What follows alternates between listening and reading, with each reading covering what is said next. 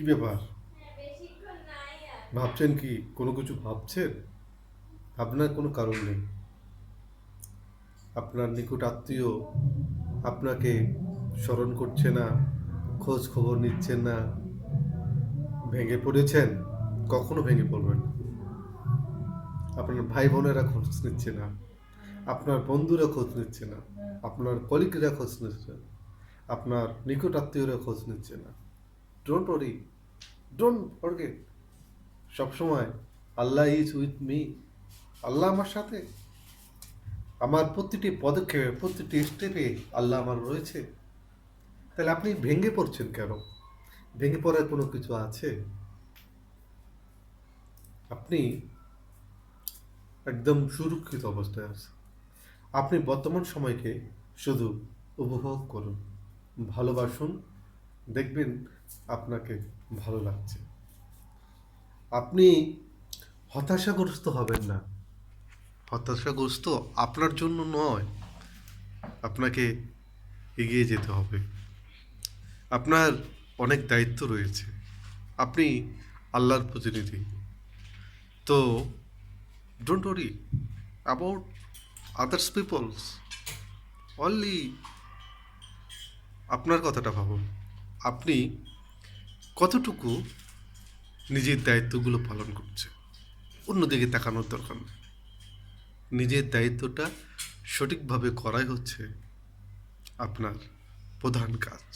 ভুলবেন না। আপনি বাসা ভাড়া দিতে পারছেন না, হয়ে যাবে। আজকে হচ্ছে না কালকে। আপনি আপনার কাঙ্ক্ষিত চাকরি পাচ্ছেন না, হয়ে যাবে। আজকে হচ্ছে না কালকে হবে। আপনি কোনো ভণ্ড মানুষকে টাকা দিয়ে প্রতারিত হয়েছেন, ফরগেট। টাকা সে দিয়ে যাবে। জীবনের প্রতিটি ক্ষেত্রে উপভোগ করুন।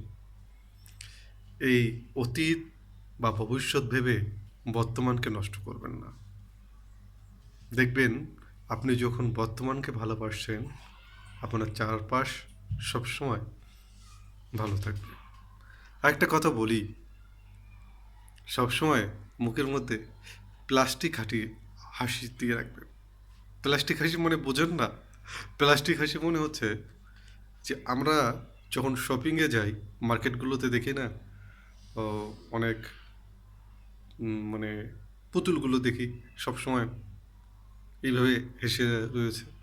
সবসময় এই হাসিটা মুখে রাখবেন। দেখবেন আপনি হাসিকে আকর্ষণ করছে।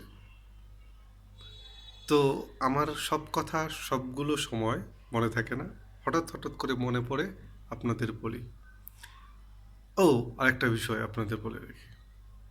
আপনারা মনে করেন যখন দেখবেন আপনার ফেসবুকে লাইক কমেন্ট শেয়ার কমে যাচ্ছে, তখন মনে করবেন আপনি রাইট ওয়েতে রয়েছেন।